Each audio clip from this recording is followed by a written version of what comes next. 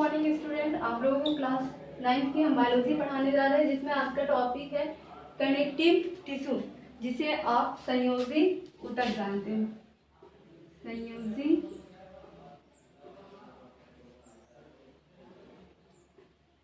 ऊतक। तो आज आपको संयोजी ऊतक के बारे में पढ़ना है। संयोजी ऊतक किसे कहते हैं? संयोजी ऊतक जैसे रक्त तथा जो प्लाज्मा होती है, प्लाज्मा, इसे आप क्या कह सकते हैं? रक्त तथा प्लाज्मा को आप संयोजी ऊतक कह सकते हैं। तो पहली पॉइंट ये हुई, रक्त तथा प्लाज्मा क्या है? एक प्रकार के संयोजी ऊतक है। दूसरा, इसकी वर्किंग, इसकी उत्पत्ति मेसोडर्मल लेयर से होती है।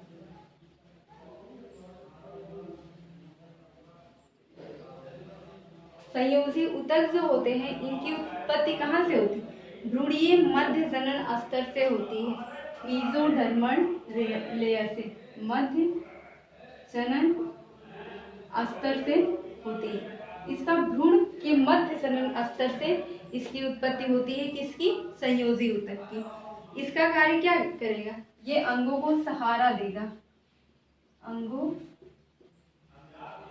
को सहारा देता है। तो संयोजी ऊतक जो होता है, रक्त या प्लाज्मा को, संयोजी का मतलब वो तरल माध्यम में, जो तरल माध्यम में होंगे उन्हीं को हम संयोजी ऊतक कहते हैं। तो तरल माध्यम में रक्त और प्लाज्मा है, तो इसीलिए हम इसे संयोजी ऊतक बोल रहे हैं। और इसकी संयोजी ऊतक की जो वर्जिन होती है, मध्य जनन स्तर, या आप कह सकते हो कि मेसोडर्मल लेयर से उसकी उत्पत्ति होती है। तीसरा है, ये अंगों को सहारा देता है और इनको एक साथ बांधे रखने का कार्य करता है, बांधे रखने का कार्य करता है।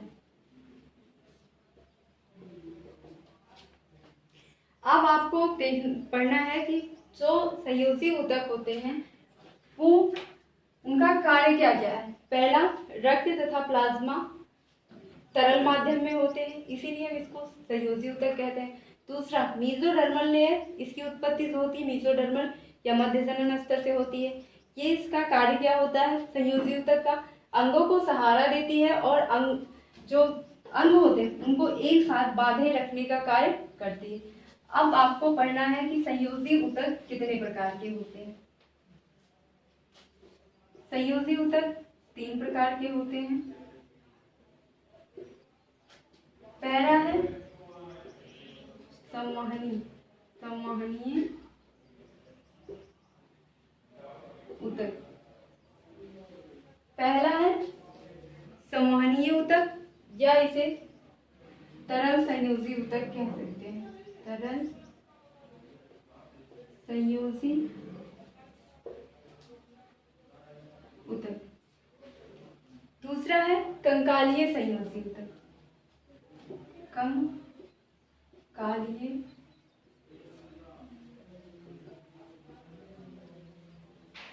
संयोजी ऊतक। और तीसरा है वास्तविक संयोजी ऊतक, वास्तविक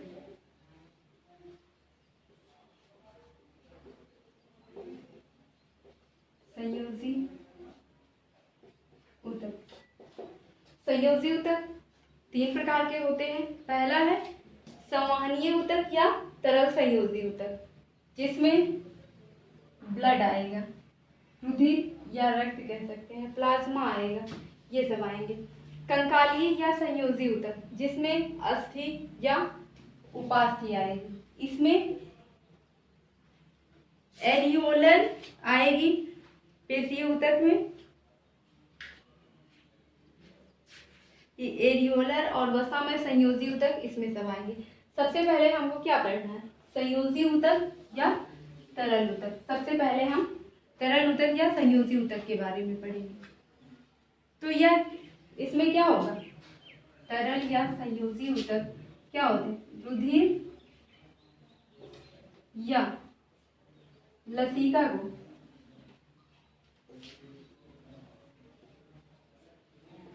तरल संयोजी ऊतक कहते हैं। तरल संयोजी ऊतक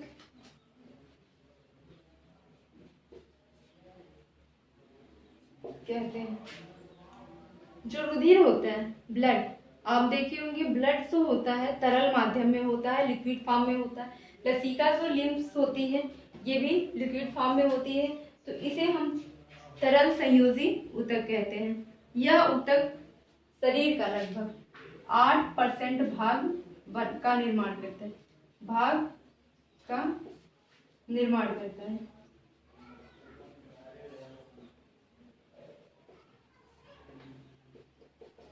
जो संवहनीय ऊतक क्या तरल संयोजी ऊतक है वो क्या करता है, हमारे शरीर का लगभग 8% भाग जो होता है उसका निर्माण इसी के द्वारा होता है।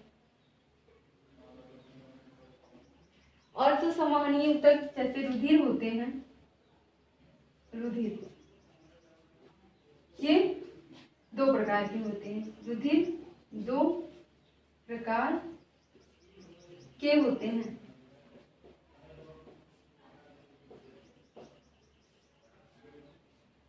आरबीसी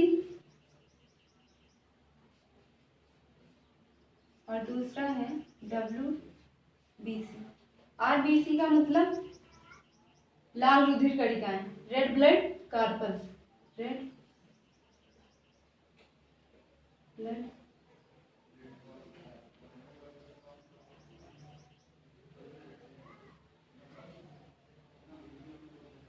कार्पल्स, और इसका मतलब होता है व्हाइट ब्लड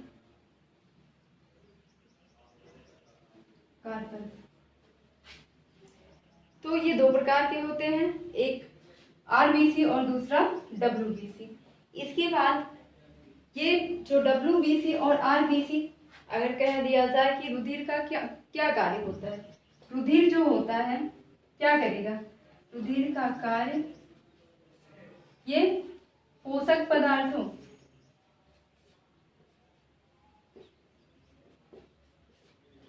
का स्थानांतरण करेगा, स्थानांतरण करता है, और कार्बन डाइऑक्साइड तथा ऑक्सीजन को ले आने और ले जाने का कार्य करता है।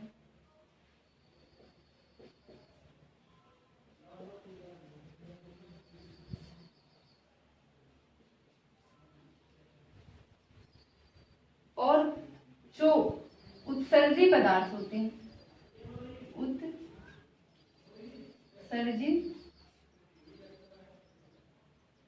उत्सर्जित पदार्थ होते हैं,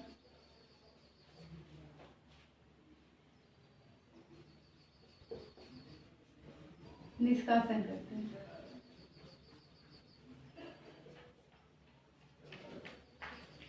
तो रुधिर क्या करता है, पोषक पदार्थों का स्थानांतरण करेगा।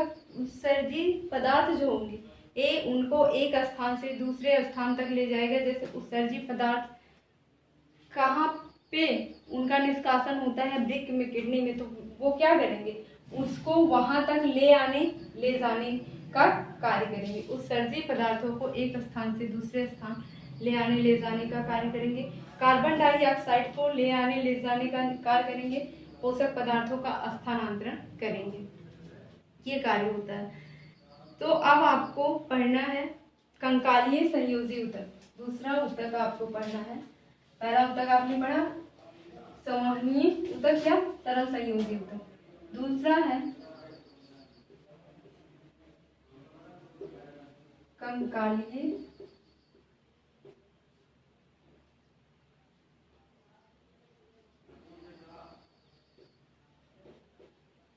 संयोजी ऊतक।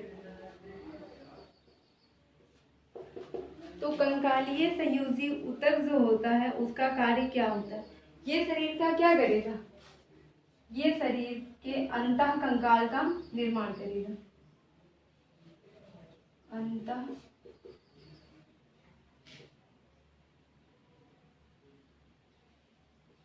कंकाल का निर्माण करता है।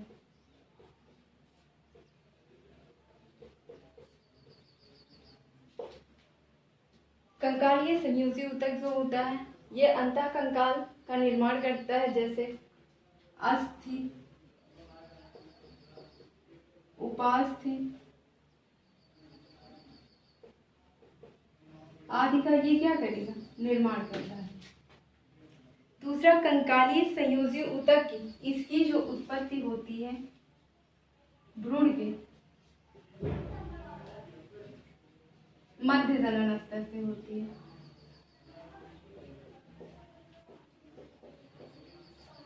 मीजोडर्मल से, मीजोडर्मल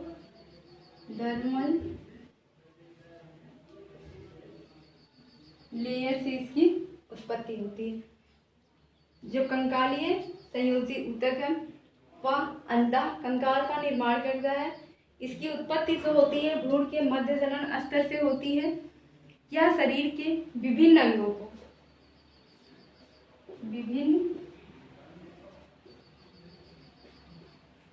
अंगों को आकार एवं आकृति प्रदान करता है। आकार एवं आकृति प्रदान करता है।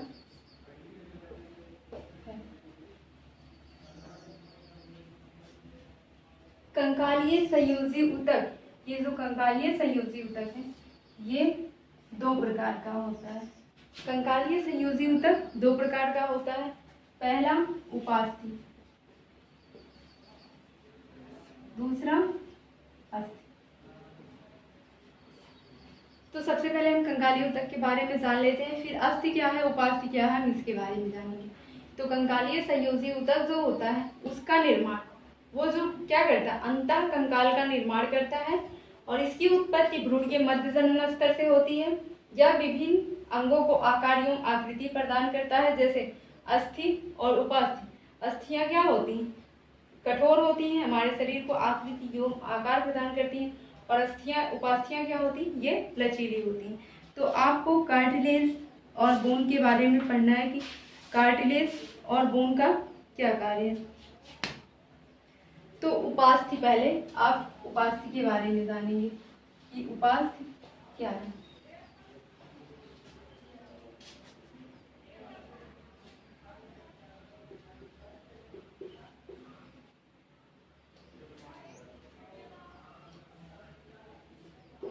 पहला है उपास्थि। तो उपास्थि के बारे में, यह एक सुदृढ़ परंतु लचीली व दबाव और तनाव सहने की अत्यधिक क्षमता होती है। क्या होता है, ये लचीली होती है, लचीली होती हैं, ये तनाव और दबाव सहने की क्षमता रखती है।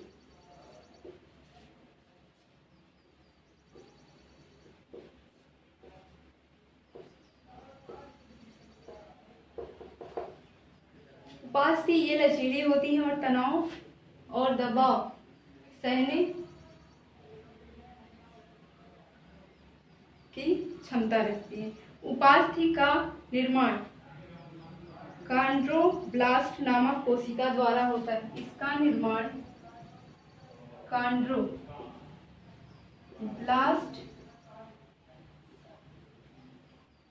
नामक कोशिका से होता है।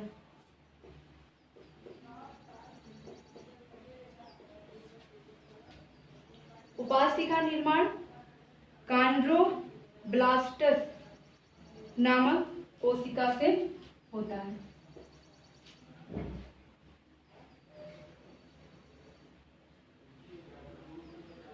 और उपास्थि जो होती है वो लचीली होती है, आपको बताया गया। ये उपस्थित कहाँ कहाँ पे होती है, जैसे नाक,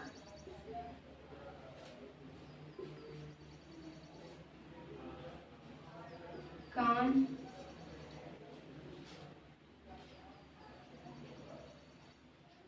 कंठ और श्वास नली में।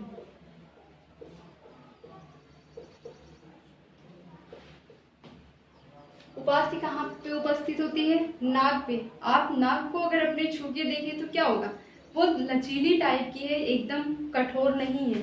तो किसके कारण लचीली है? अगर वही सिर्फ अस्थियों से बनी होती तो वो बहुत टफ या मजबूत कह सकते थे होती है, लेकिन ये उपास्थि की बनी है तो लचीली होती। कान भी आप पकड़ के किसी भी तरफ मोड़ सकते हैं, तो ये भी किसकी बनी होती? उपास्थि की। कंठ, जो गला हमारा होता है यहाँ पे, ये भी उपास्थि की बनी होती है। और जो हमारी श्वास नलिका होती है जिससे हम श्वसन करते हैं, वो भी कार्टिलेज उपास्थि की बनी होती है। अब आपको पढ़ना है कि अस्थि बोन किसे कहते हैं। दूसरा, अस्थि या कठोर होती है।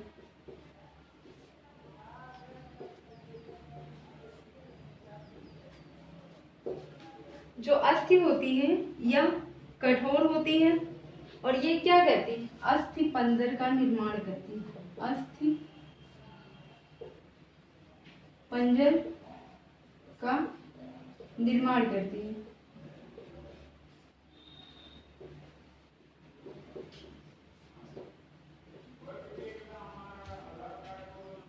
अस्थि क्या होती है? ये कठोर होती है, और अस्थियां जो होती हैं पूरे शरीर का निर्माण करती हैं। अस्थि पंजर बनाती एक दूसरे के साथ मिलकर। अस्थि कोशिकाएं कहाँ होती? अधात्री में धसी होती हैं।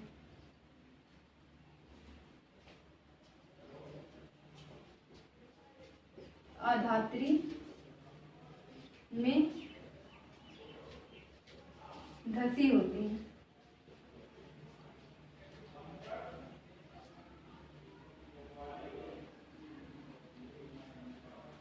और जो अस्थियां होती हैं इनका निर्माण कैल्शियम और फास्फोरस से होता है। इनका निर्माण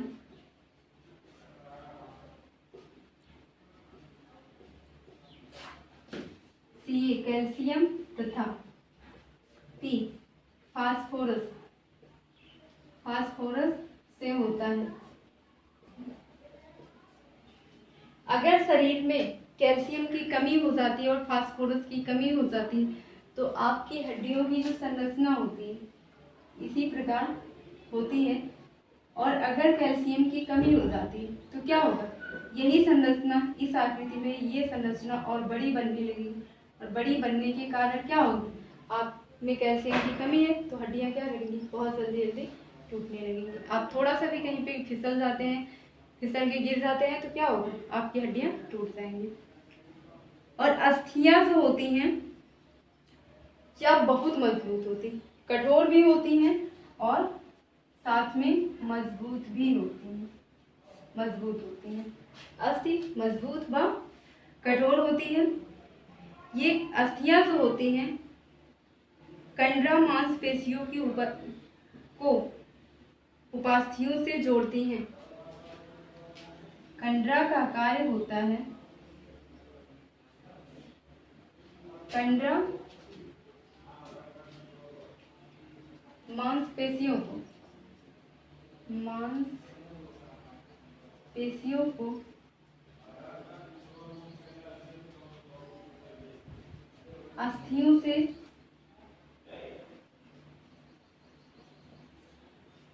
अस्थियों से जोड़ने का कार्य करती है।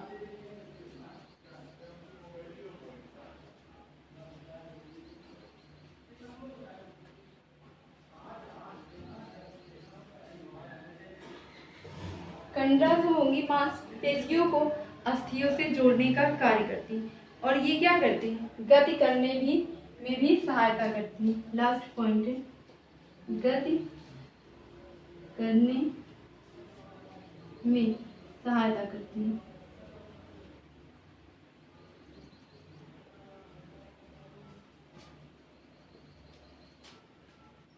तो उपास्थि जो होती ये लचीली होती है, तनाव या दबाव को सहने में सक्षम होती है, क्षमता रखती है, लचीली होने के कारण उपास्थि जल्दी टूटती नहीं है। आपने सुना होगा कि उपास्थि कभी नहीं टूटती, और जो अस्थियां होती हैं वो बहुत आसानी से झटके के साथ टूट जाती हैं। लेकिन हड्डियां आपकी जल्दी नहीं टूटती। हड्डियां जो होती बहुत मजबूत होती, अगर कहीं से टूटता है चोट से क्या होता है, हड्डियां टूटती नहीं, चोट से खिसक जाती हैं। तो उपास्थि जो होती है कंड्रोब्लास्टस नामक कोशिका से बनी होती हैं, और ये उपस्थित कहाँ कहाँ पे होती हैं, नाक, कान, कंठ और श्वास नली में उपस्थित होती हैं। अब आता है अस्थि। अस्थि जो होता है ये कठोर होती है। अस्थि पंजर का निर्माण करती हैं। जो हमारा शरीर है पूरी अधिकतर अस्थियों के निर्माण से ही बना है, और ये कहाँ धसी होती हैं, आधात्री में धसी होती हैं। इनका निर्माण, जो हड्डियां होती हैं इनका निर्माण कैल्शियम तथा फास्फोरस से होता है। कंडरा मांसपेशियों को अस्थियों से जोड़ने का कार्य करती है। अगर आपसे कोई पूछे कि मांसपेशियों को अस्थियों से जोड़ने का कार्य कौन करता है, तो आप वहां पे बताएंगे कि कंडरा मांसपेशियों को हड्डियों से जोड़ने का कार्य करती है। और लास्ट है कि ये शरीर को गति प्रदान करते हैं। अब आपको तीसरा पढ़ना है वास्तविक संयोजी ऊतक।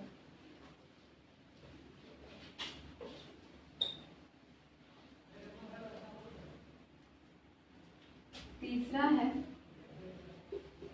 वास्तविक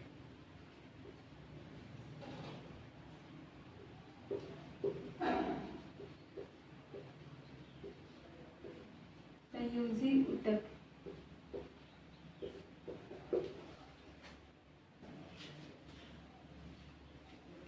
वास्तविक संयोजी ऊतक का मुख्य कार्य अंगों को परस्पर बांधे रखना है।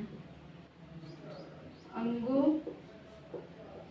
को परस्पर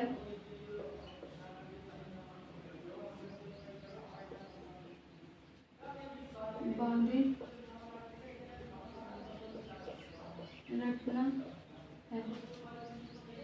वास्तविक संयोजी ऊतक जो होता है क्या करेगा, अंगों को परस्पर बांधने रखने का कार्य करता है, और यूं इनके बीच का रिक्त स्थान भरता है। इनके बीच का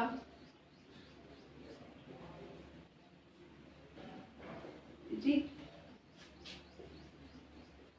स्थान भरता है।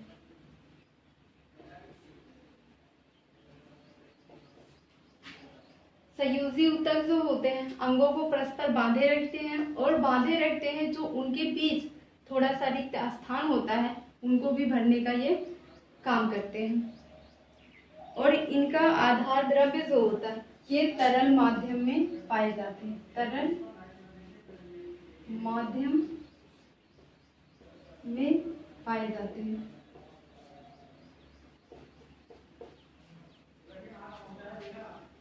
वास्तविक संयोजी ऊतक जो होते हैं ये तरल माध्यम में पाए जाते हैं। ये दो प्रकार के होते हैं, एरिओलर संयोजी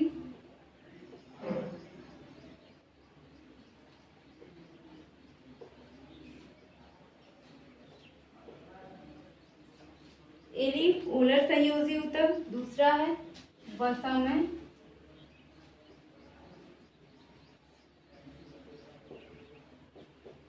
संयोजी ऊतक।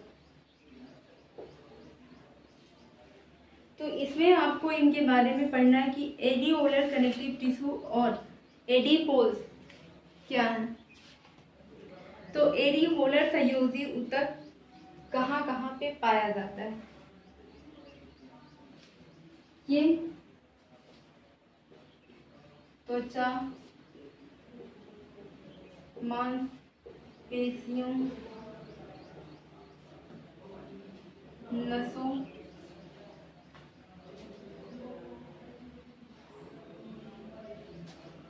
रक्त नलिका, एडिओलर संयोजी ऊतक जो होता है त्वचा में पाया जाता है, मांसपेशियों, नसों, रक्त नलिका में पाया जाता है। और ये अस्थि मज्जा में भी पाया जाता है। कहाँ पे? अस्थि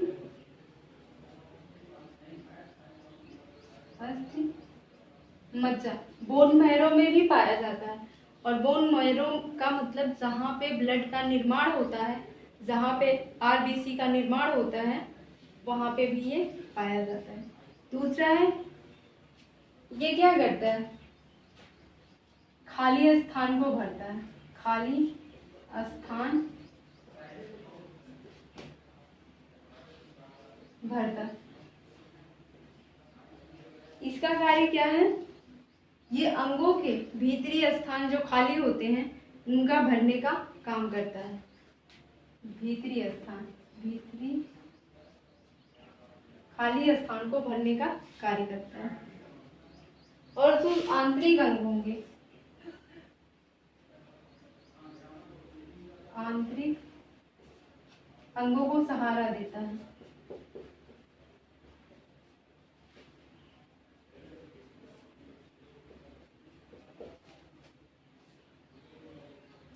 और ये ऊतकों की जो टिश्यूज होते हैं हमारे, उनकी मरम्मत करता है। ऊतकों की मरम्मत करता है।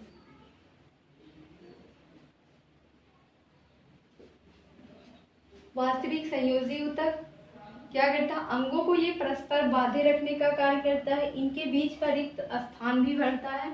और ये किस माध्यम में पाया जाता है? तरल माध्यम में। तो इसमें सबसे पहले ये दो प्रकार का होता है, एरियोलर संयोजी ऊतक और दूसरा था वसामय संयोजी ऊतक। तो एरियोलर संयोजी ऊतक जो होता है वो कहाँ पे पाया जाता है? त्वचा, मांसपेशियों, नसों, रक्त नलिका, अस्थि मज्जा में पाया जाता है। दूसरा कार्य इसका है, ये खाली स्थान को जो भीतर शरीर के अंदर भीतरी स्थान जो खाली रहता है उसको भरने का ये कार्य करता है। तीसरा, ये आंतरिक अंगों को सहारा देता है। जो आंतरिक अंग होंगे उनको ये क्या करेगा? सहारा देगा। और जो टिश्यूज होंगे उनकी ये मरम्मत करता है। अब दूसरा आपको पढ़ना है संयोजी वसामय संयोजी ऊतक। इसका दूसरा है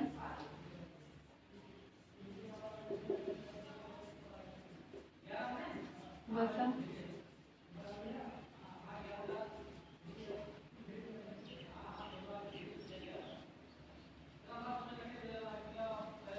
संयोजी ऊतक। तो आपको पढ़ना है कि वसामय संयोजी ऊतक जो होते हैं इनका कार्य क्या? ये क्या करेंगे? वसा का संग्रह करेंगे। वसा का संग्रह करते हैं। वसामय संयोजी ऊतक वसा का संग्रह करते हैं। और जहां जहां पर जिस जिस स्थान पे शरीर में फैट पाया जाता है, बहुत ज्यादा वसा पाया जाता है, चर्बी पाया जाता है, वो वहीं वहीं पर वसामय संयोजी ऊतक उपस्थित रहते हैं।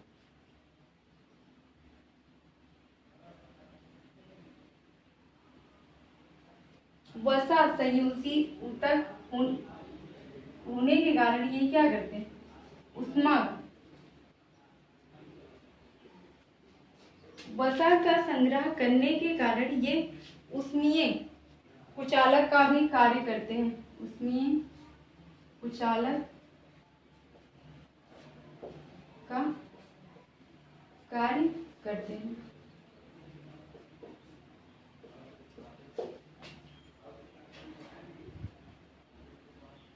बहुत ज्यादा हीट वसा शरीर में होने के कारण क्या करते हैं? बहुत ज्यादा ये गर्मी का कार्य, बहुत ज्यादा ये गर्मी शरीर में रखते हैं, उसमें कुचालक होते हैं, यानी बहुत ज्यादा हीट उत्पन्न करते हैं। तो अब आपको पढ़ना है पेशीय ऊतक कि पेशीय ऊतक किसे कहते हैं। आज के लिए बस इतना ही, आप लोगों को बाकी नेक्स्ट डे बताया जाएगा। यह पार्ट 4 था।